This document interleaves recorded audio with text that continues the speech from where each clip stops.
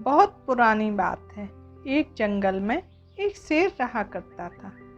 उसे अपने बल पर बहुत घमंड था। राजा होने के कारण वह शेर जंगल के बाकी सारे जानवरों पर अपनी धौंस जमाता था और उनका शिकार करके उन्हें खा जाया करता था। कई बार वह एक नहीं, दो नहीं, बल्कि कई कई जानवरों को मार दिया करता था। इस बात से जंगल के सभी जानवर बहुत परेशान थे।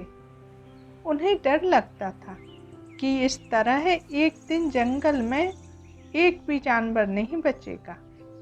इस बात का हल निकालने के लिए सभी जानवरों ने फैसला किया कि वो जाकर शेर से बात करेंगे और उसे समझाने की कोशिश करेंगे। इस फैसले के बाद हिम्मत करके दूसरे ही दिन सभी जानवर शेर के पास गए। शेर अपनी गुफा में आराम से सो रहा था। उन सभी को एक साथ देखकर शेर गुस्से से बोला, तुम सभी यहाँ एक साथ क्या कर रहे हो? मैंने कोई दावत रखी है क्या? इस बात पर जानवर दल का सरदार बोला, महाराज, हम सभी यहाँ आपसे विनती करने आए हैं। दरअसल आप जब भी शिकार पर निकलते हैं तो एक साथ कई जानवर मार देते हैं, जिनमें से कई को तो आप खा भी नहीं पाते। आपके ऐसा करने से हमारी संख्या कम होती जा रही है और आपकी प्रजा छोटी होती जा रही है।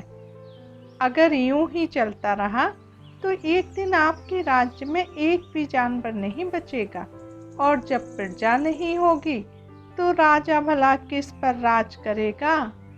इसलिए आपको सदैव अपना राजा बनाए रखने के लिए हमने आपके भोजन का इंतजाम करने की योजना बनाई है।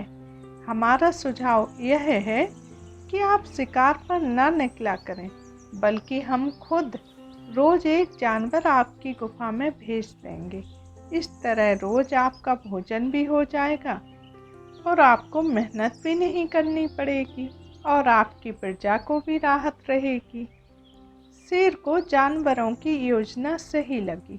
उसने कहा, ठीक है, मुझे तुम्हारा सुझाव मंजूर है, लेकिन एक बात का ध्यान रखना, अगर किसी दिन मेरा भोजन आने में देर हुई या भोजन कम आया तो मैं जितना चाहूँ उतने जानवरों को मार डालूंगा। जानवरों ने उसकी बात पर सहमति जताई और वापस अपने घर लौट आए। उस दिन के बाद से हर रोज एक जानवर शेर की गुफा में पहुंच जाता और शेर उसे मारकर अपना भोजन बना लेता। यूं ही चलते चलते एक दिन खरगोश की बारी आई। वह बहुत छोटा था लेकिन चतुर भी था। उसने सोचा कि रोज शेर के हाथों एक जानवर मारा जाता है, यह तो गलत है। इस परेशानी का समाधान करने के लिए कुछ सोचना पड़ेगा। सोचता हुआ धीरे धीरे जा रहा था। तभी रास्ते में एक कुआं पड़ता है। वह थोड़ी देर कुआं पर बैठ जाता है।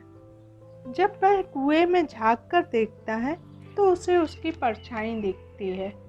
तभी उसके दिमाग में एक तरकीब आती है और वह धीरे धीरे घूमता घामता शेर की गुफा तक पहुंच जाता है। वहां पहुंचकर उसने देखा कि शेर गुस्से से आग बबूला हो रहा है। शेर ने जैसे ही खरगोश को देखा, उसका गुस्सा बढ़ गया। वह दहाड़ कर बोला, तुम जरा से खरगोश मेरा पेट भरने आए हो, ऊपर से इतनी देर से आए हो। पता है मुझे कितनी जोर से भूख लगी है। कहाँ मर गए थे और तुमसे मेरा पेट कैसे भरेगा? शेर को तिलमिलाया हुआ देखकर खरगोश बोला, महाराज, मैं आपकी सेवा में अकेला नहीं आ रहा था, बल्कि मेरे 5 और साथी थे। लेकिन मगर महाराज, रास्ते में हमें एक और शेर मिल गया जो हमें खाने की जिद करने लगा। वह मेरी साथियों को भी मारकर खा गया। मैं किसी भी तरह वहां से जान बचा के आया हूँ। यह सुनकर शेर को और ज्यादा गुस्सा आ गया। वह बोला, एक और शेर? कौन है और वह मेरे जंगल में क्या कर रहा है? खरगोश ने बोला, महाराज, वह बहुत ही बड़ा शेर है, और जब मैंने उससे कहा कि आप मेरे महाराज का भोजन खा रहे हो, तो वह बोला, आज से मैं तुम्हारा महाराज हूँ और मेरे अलावा इस जंगल में कोई और दूसरा शेर नहीं रह सकता। मैं सबको मार डालूंगा। फिर आपको लड़ाई करने के लिए ललकारने लगा और आपको लेने के लिए मुझे भेज दिया। अच्छा, ऐसी बात है, तो मैं भी तो देखूं कि ये कौन सा शेर है, तो जो मेरे जंगल में आकर मुझे ही ललकार रहा है। ले चलो मुझे उसके पास। शेर ने गरज कर बोला और खरगोश के साथ चल दिया। खरगोश उसे जंगल के बीचों बीच एक कुएं के पास ले गया और बोला, महाराज, वो इसी गड्ढे के नीचे गुफा में रहता है। आपको आता देख कहीं छुप क्या होगा।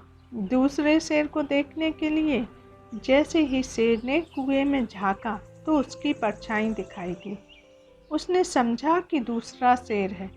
इसके बाद उसने दूसरे शेर को ललकारने के लिए जब दहाड़ मारी तो उसी की गूंज उसे सुनाई दी, लेकिन उसे लगा कि वह दूसरा शेर भी उसे ललकार रहा है। बस इतने में शेर को गुस्सा आया और उसने कुएं में छलांग लगा दी। छलांग लगाते ही शेर कुएं की दीवार से टकराया और पानी में गिरकर मर गया।